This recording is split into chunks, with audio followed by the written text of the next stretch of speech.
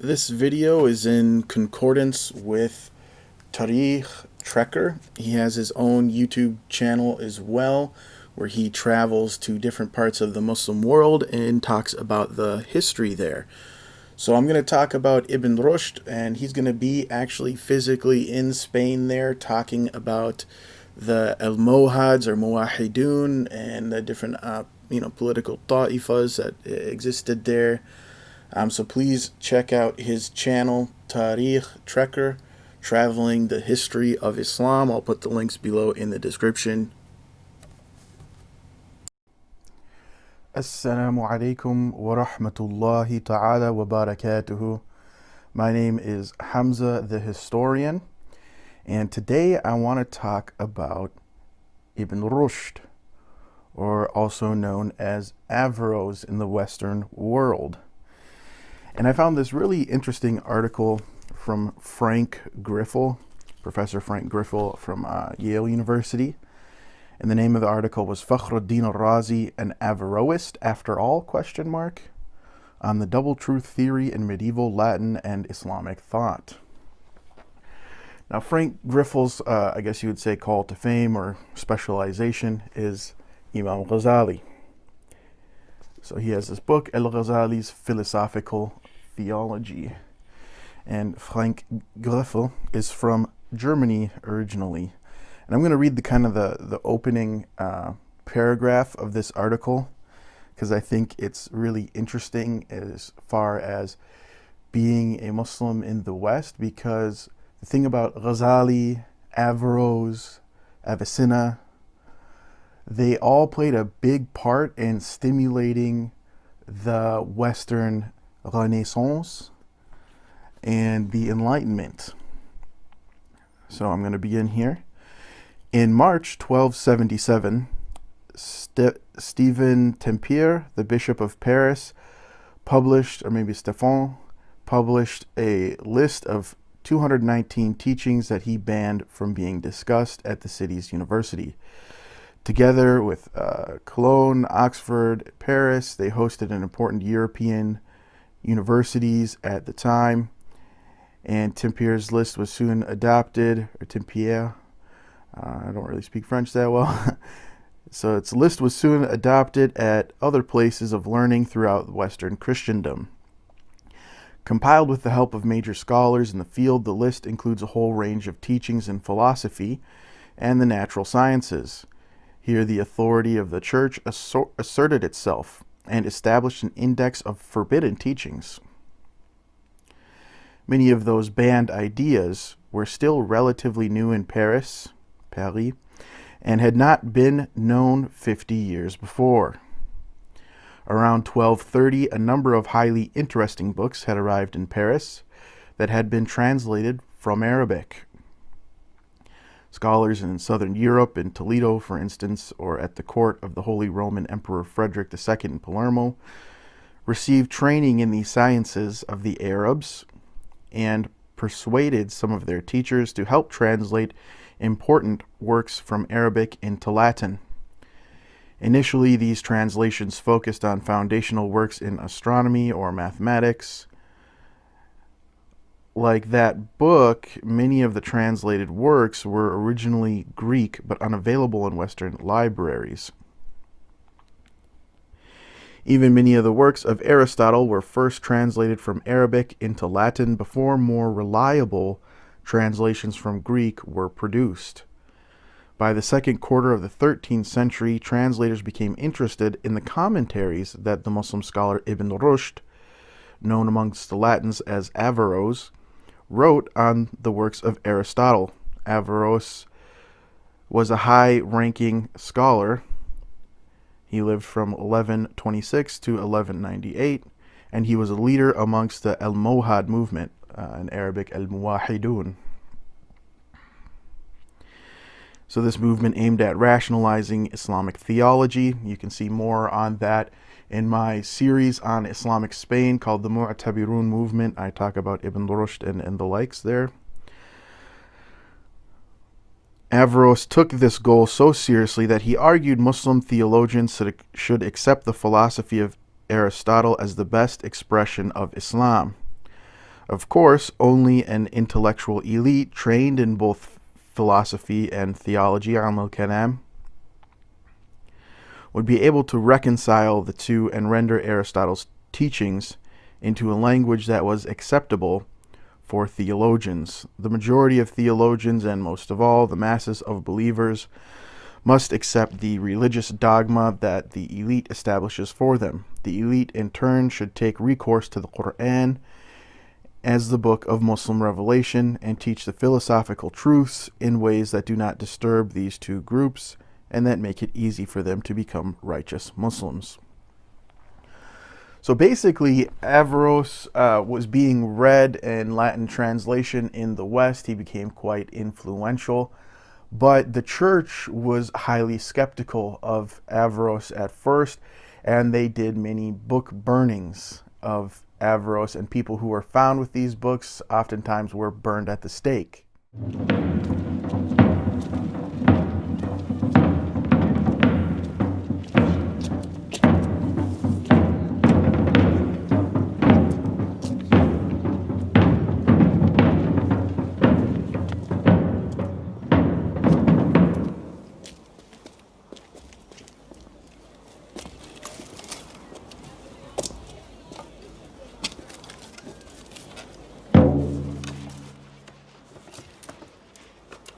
Par ordre de la Sainte Église du Languedoc, le tribunal de l'Inquisition a condamné l'hérétique Gérard Breuil, ainsi que toutes ses œuvres, à être brûlées sur le bûcher, pour s'être détourné de la voie du Seigneur Jésus et pour avoir traduit les œuvres de l'hérétique Averroes.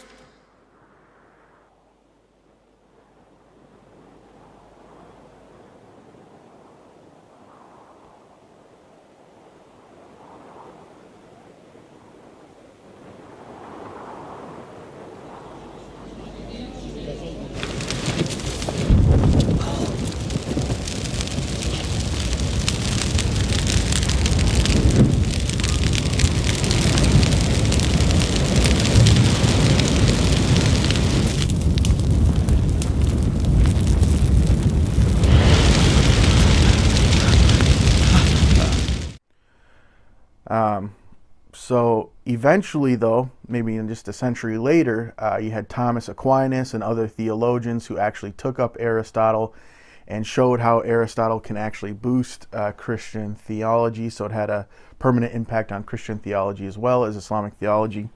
Now, Imam al-Ghazali, he's most famous for his refutation, well, not most famous, but one of his claims to fame is for his refutation of Ibn Sina, which I have right here. Bought this when I was in Cairo. Tahafut al-Philosopher, so the incoherence of the philosophers. And so in it he refutes Ibn Sina, and there's three major points that he takes issue with that says if you really actually believe these, you're outside the fold of Islam. He also has a book called Faisal al-Tafriqa where he talks about those things. And so Ibn Rushd, he wrote a book in response called Tahafut al-Tahafut, or Incoherence of the Incoherence, refuting Ghazali. And then after that, Fakhr al-Razi, very famous Ash'ari theologian, wrote a refutation of Averroes, Ibn Rushd, and he also incorporated some ideas from Ibn Rushd from Aristotle as well. Because, Neoplatonism, which was the way Aristotle's thought came to the Islamic world, has a big emphasis on monotheism, God being one, aka Tawheed. And so it was something that was very popular. In fact, the earliest iteration of it, probably in an Islamic sense, was called al-Ikhwan al-Saffa, or Ikhwan al-Saffa, the Brethren of Purity. But really what Ibn Rushd's kind of big impact is on just, I guess you would say, Muslims nowadays in our contemporary era was his book called Bidayat al-Mujtahid. And Bidayat al-Mujtahid means the beginning of becoming of a mujtahid, or someone who can do ijtihad, someone who would be a mufti, someone who is a jurisprudent or wants to be a jurisconsult. And so they use this book. It's a book of comparative Islamic law, And they use this book to train muftis even to this day. It's like a required or heavily recommended reading that you must do if you want to be a mufti. And it includes more than just the four madhabs. You're talking about Abu Dawud al-Zahiri, you're talking about Layth, you're talking about Awza'i, Sufyan al-Thawri, many early figures, Jarir al-Tabari, different madhabs that used to exist that have now died out. All of their different opinions are in this book, and they compare the different arguments. Where does the difference lie? Is it difference in, do we think a certain hadith is weak where another group thinks it's strong? Is it a matter of different linguistic hermeneutics? We interpret this grammatically differently, and therefore we get different rulings. So his book, it's been translated fully into English.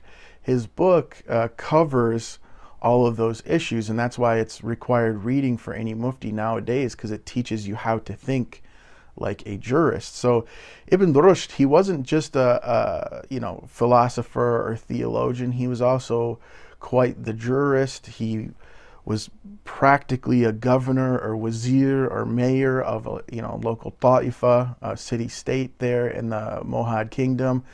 So I mean, there was a lot going on. He even met Muhyiddin ibn Arabi. He recognized Muhyiddin ibn Arabi as a special figure. I have more on that. You can find it in my Mu'tabirun movement series on my channel. So yeah, he's had a big impact, especially on Andalusia, but on the wider Islamic tradition, because Fakhr al-Razi, most of his career he was in Persia, Central Asia, Transoxania, Afghanistan, all of that whole area couldn't be further away from Andalusia in a sense. Yet he was highly impacted. That all these texts from Ibn Rushd made it all the way over there across the world, and still his legacy is with us today, because even with Fakhr al-Razi, he was famously refuted by Ibn Taymiyya, and Ibn Taymiyya wrote a lot about Fakhr al-Razi. So this is all very important to the Islamic tradition as we know it today.